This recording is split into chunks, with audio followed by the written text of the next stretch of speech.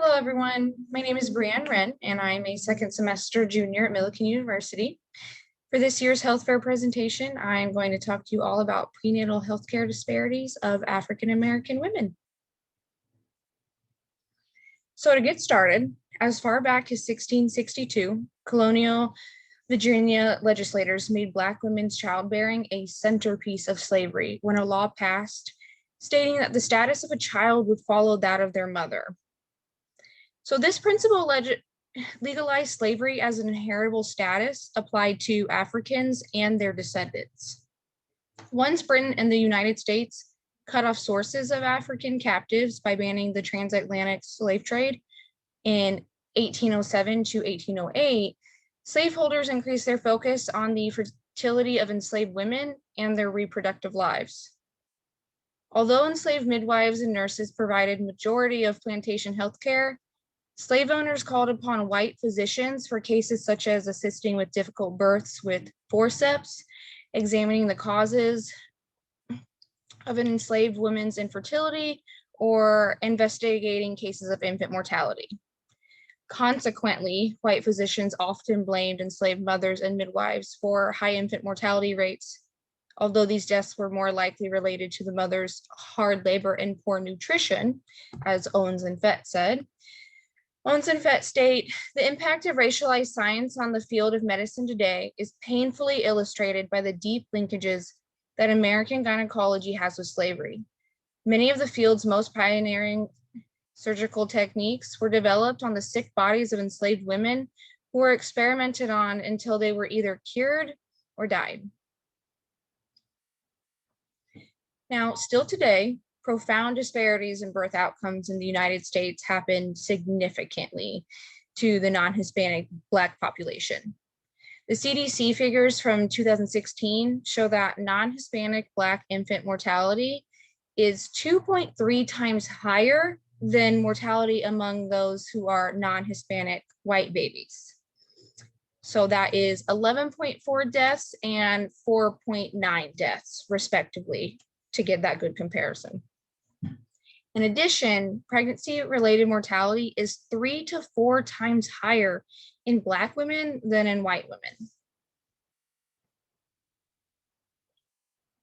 Definitions of racism are varied, yet all include the concept of unequal treatment stemming from skin color or other individual characteristics.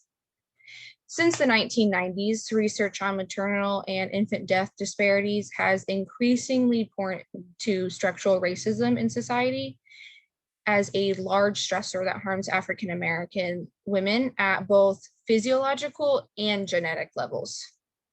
Conditions such as hypertension, which have been linked to the stress of living in a racist society, contribute to disparities in pregnancy-related complications such as eclampsia. So if you're not familiar with what eclampsia is, that is a seizure.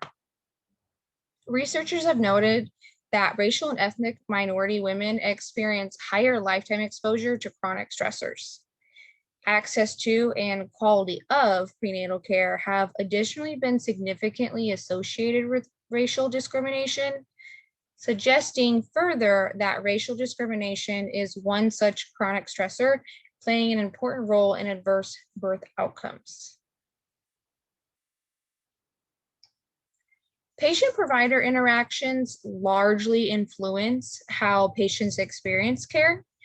Owens and Fett stated in an article in 2019 published by the American Public Health Association, it seems that rather than addressing systemic racism in obstetrics and gynecology, medical practitioners have instead, to some extent, emphasized all the ways Black women allegedly make themselves prone to being ill during their pregnancies. Yet, whereas Black pregnant people and mothers are made into culprits and the initiators of their deaths, doctors, nurses, and the hospitals they run are not looked at as critically as they should be. So, how do we help public health professionals and medical institutionalists prevent and eradicate medical racism? In a 2020 study, women of color provided recommendations for improving care during pregnancy and birth. aim toward change in both individual interactions with healthcare providers and the larger healthcare system. The recommendation to individual healthcare providers included spending quality time, relationship building, individualized person-centered care, partnership and decision-making. Proposed actions for providers to make these changes include, but are not limited to, having longer visits with face-to-face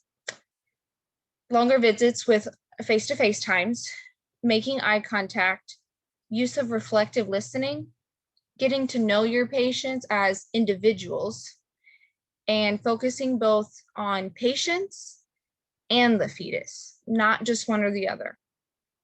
So overall, some of the most detrimental actions to promote adequate change in the disparities faced by these women and their babies during prenatal care can be achieved through inquiring about and addressing social determinants of health, particularly structural impacts such as poverty, housing, and transportation issues that may affect care.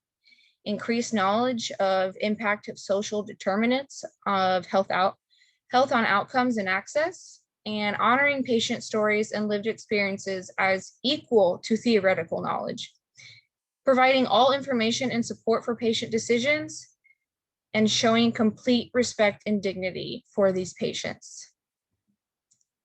And that concludes my presentation. Thank you, guys.